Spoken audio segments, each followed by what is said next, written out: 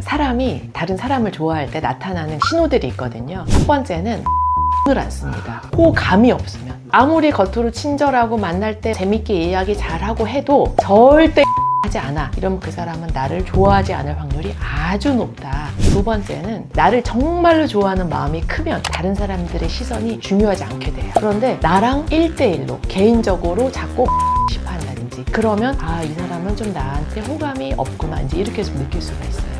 그리고 내 연애 문제가 심각하다, 걱정이 너무 많다 하시는 분들은 정신과적인 어떤 질병이 있을 수도 있거든요. 그래서 안녕하세요. 정신과 전문의 이선화입니다. 원장님은 남편분 되시는 분과 연애할 때 누가 먼저 고백을 했을까요? 아니 너무 옛날이라서 사실 기억이 안 납니다. 기억하고 싶지 않은 걸까요? 농담입니다. 네. 제가 아직 솔로기 때문에 오, 부럽습니다. 연애 상담 한번 받는 느낌으로 질문들을 좀 드리도록 하겠습니다. 아유, 좋습니다. 네. 남 연애는 또 엄청 제가 잘 상담합니다.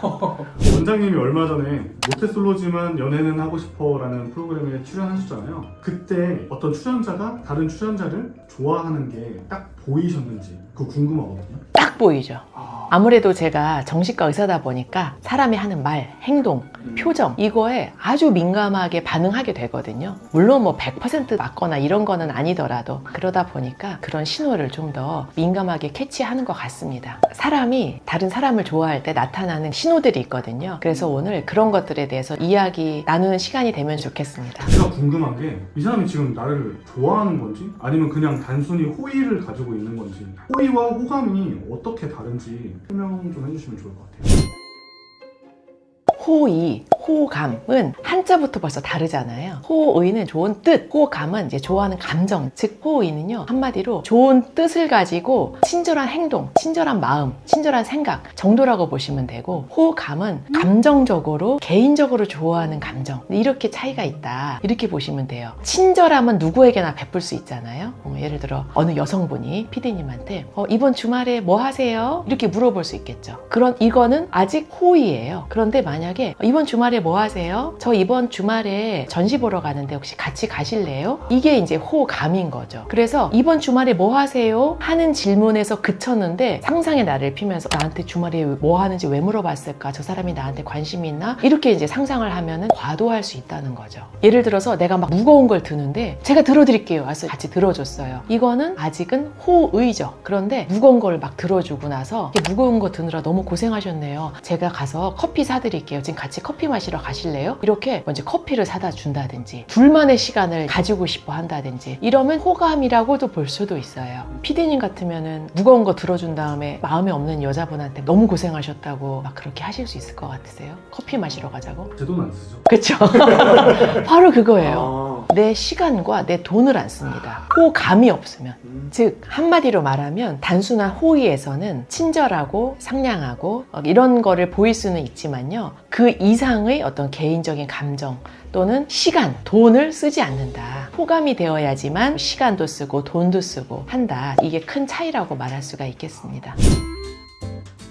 일단 세 가지 정도로 나눠볼 수 있어요. 첫 번째는 신체적 반응이 있거든요. 예를 들어서 좋아하는 상대방 앞에 있으면 어떻게 돼요? 표정이 막 이렇게 되겠죠. 몸도 이렇게 앞으로 기울고, 그리고 눈도 이렇게 약간 좀 커지고, 아까보다 조금 커졌나요? 되게 커지고 그 사람 말에 되게 기울이거든요. 그런데 관심이 없잖아요. 그럼 일단 이렇게 되고 딴 데 보고 그 사람 말하는 거를 잘 안 들어요. 그래서 그 모태솔로지만 연애는 하고 싶어 이렇게 보면은 좋아하는 사람 말 듣는 태도랑 관심 없는 사람 말 듣는 태도가 전혀 다르거든요. 이 신체 반응이 다르다. 그게 첫 번째고요. 두 번째는 언어적 반응이 좀 다릅니다. 예를 들어서 좋아하는 사람이 말할 때는 네, 맞아요 막 이렇게 되죠. 저도 그랬어요 이렇게 막 동의하게 되고, 그런데 관심이 없다 그러면 글쎄요 저는 뭐 그렇게 생각 안 하는데요, 이런 식의 반응이 조금 더 많을 수 있겠죠. 또는 대답이 없어요. 그 말을 하거나 말거나 별 관심이 없는 거죠. 그리고 전혀 딴 얘기하고, 나는 전시회 얘기하고 있는데 뭐 오늘 저녁 때 무슨 반찬을 먹을 거다 먼저 이런 얘기를 갑자기 한다든지. 이제 그러면 아, 이 사람은 좀 나한테 호감이 없구나. 이제 이렇게 좀 느낄 수가 있어요. 세 번째는 이제 그 사람의 행동을 보면 알 수가 있어요. 아까 잠깐 나왔던 얘기지만 나랑 1대1로 개인적으로 자꾸 만나고 싶어 하느냐. 그리고 나에게 자꾸 돈을 쓰느냐. 큰 돈이 아니더라도 명품 이런 게 아니더라도 나한테 커피 사다 주고 밥을 같이 먹자고 하고 이런 식으로 1대1로 시간과 돈을 많이 쓴다? 이러면 이제 호감일 가능성이 높고 아무리 겉으로 친절하고 만날 때 뭐 재밌게 이야기 잘하고 해도 절대 1대1로 안 보고 절대 뭘 사주거나 뭐 시간을 내거나 하지 않아. 이러면 그 사람은 나를 좋아하지 않을 확률이 아주 높다. 이렇게 보시면 됩니다. 근데 회사에서나 학교에서 다른 사람들이 시선이 두려워서 1대1을 좀 피하는 경우도 있지 않을까요? 그런 경우에는 그 정도로 나를 좋아하지 않는 거죠. 사람들의 시선에 신경 쓸 만큼 나를 좋아하지 않는 거예요. 나를 정말로 좋아하는 마음이 크면 다른 사람들의 시선이 훨씬 더 중요하지 않게 돼요. 그러면은 반대로 누군가를 좋아할 때 절대 하면 안 되는 행동이 있다면 어떤 것들이 있을까요? 일단 첫 번째는 내가 좋아한다는 거를 명백하게 표시는 하되 과도하게 표현할 필요는 없겠죠. 예를 들어서 나 너 좋아해. 난 너한테 진짜 호감이 많아. 한두 번 정도 할 수 있겠지만 매일같이 자꾸 그 얘기를 한다든지 10분마다 1시간마다 자꾸 연락을 한다든지 이렇게 좀 과도한 연락, 확인. 나는 너 좋아하는데 너는 나 어떻게 생각하니? 이거는 이제 상대방으로 하여금 조금 부담스럽고 호감이 생겼다가도 뒤로 물러서게 만드는 그런 행동이거든요. 그래서 과도한 연락이나 집착 같은 거는 안 하는 게 좋다. 이렇게 말씀드릴 수가 있고요. 그 다음에 상대방을 좋아하는 건 내 자유지만 상대방이 그 감정을 받아들이냐 아니냐도 상대방의 자유잖아요. 그런데 상대방에게 호의를 베풀고 호감 표시를 하고 하는데 상대방이 그거를 부담스러워해. 그렇게 하지 말아달라고 하는데도 계속 하는 경우가 있거든요. 예를 들어 누구누구 씨 요즘 되게 고생 많이 하는 것 같아서 제가 기운 내시라고 커피랑 간식 사왔어요. 시간 되실 때 드세요. 여기까지 오케이. 근데 그거를 자꾸 한 번, 두 번 하니까 누구누구님 이제 괜찮아요. 저 앞으로 이거 안 사주셔도 돼요. 저 이렇게 자꾸 사주시면 저 부담돼요. 이렇게 이제 했는데 아유 부담 갖지 마세요. 제가 다 좋아서 하는 거예요. 전혀 부담 갖지 않으셔도 돼요. 그러면서 계속 사다 줘. 이거는 조금 안 하는 게 좋습니다. 상대방을 좀 배려하지 않는 그런 행동이 될 수가 있어요. 싫다 하면 싫은 거예요.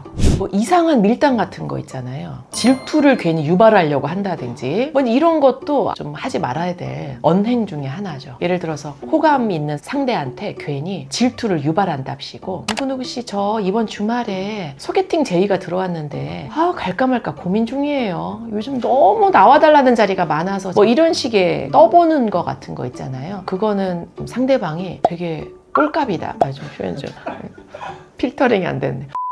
상대방이 좀 이상하게 생각할 수 있다. 좀 별로다. 이렇게 느끼게 할 수 있다. 그래서 되도 않는 밀당 같은 건 좀 안 하는 게 좋다. 이렇게 말씀드리고 싶습니다.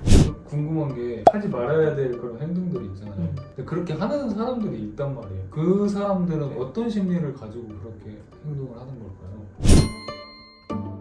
일단은 너무 자기 자신에게 몰입되어 있어서 그런 것 같아요. 자기 감정에 너무 몰두되어 있어서 그러다 보면 내 감정과 내 생각만 옳다라고 생각하기가 쉽거든요. 그래서 내가 너를 좋아하는데 너도 나를 좋아하는 게 당연한 거야 라든가 내가 이렇게 너를 좋아하니까 너도 응당의 어떤 반응을 나한테 해야 돼. 이런 식으로 너무 내 자신의 생각과 감정에만 과몰입해 있다. 이렇게 볼 수도 있고요. 그 다음에 이제 너무 불안해서 그럴 수도 있어요. 저 사람을 내가 정말 놓치고 싶지 않아. 다른 사람이 채갈까봐 너무 불안해. 막 재촉하고 안달나고 그럴 수가 있겠죠. 또 좀 나쁘게 보면 상대방을 존중하지 않은 마음에서 그럴 수도 있어요. 사랑, 좋아함, 애정 이런 거라는 거는 내가 그 사람을 좋아하는 것도 포함되지만 상대방을 존중하는 것도 포함이 돼야 되잖아요. 그런데 상대방의 생각과 감정을 면밀하게 살피기보다는 나한테만 이렇게 이제 집중돼 있으니까 상대방을 존중하는 게 좀 부족하다. 이렇게 볼 수도 있습니다. 그러면 내가 좋아하는 사람이 생겼을 때 어떤 마음가짐을 가져야 올바르다고 볼 수 있을까요?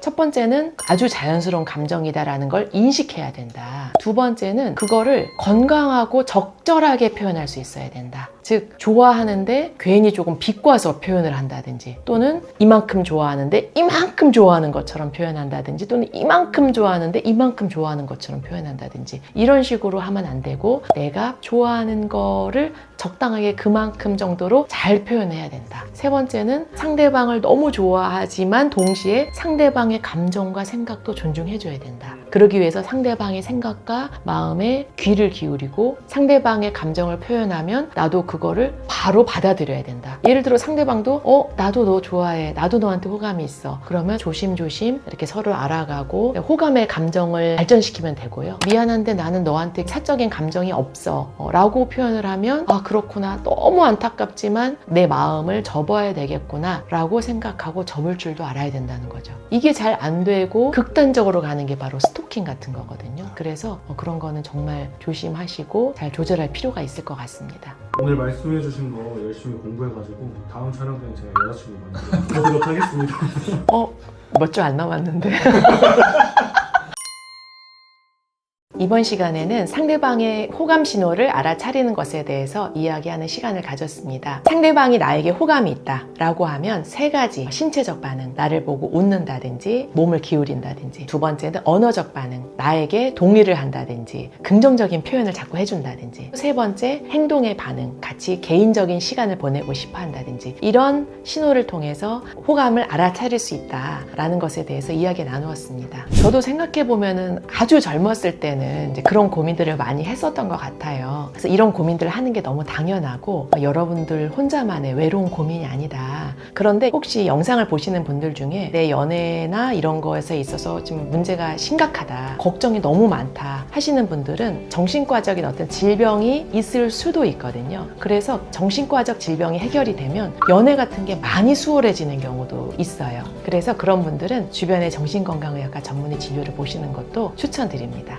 이 영상이 도움이 되셨다면 구독, 좋아요, 알림 설정 눌러주시고요. 주변의 연애 문제로 고민하시는 분들에게 이 영상을 널리 추천해 주시면 감사하겠습니다. 그리고 이 영상 보시는 모든 분들이 좋은 인연 만나서 행복하고 아름다운 연애 하시기를 꼭 바라겠습니다. 저는 다음에 더 좋은 영상으로 찾아뵙겠습니다. 감사합니다. 안녕!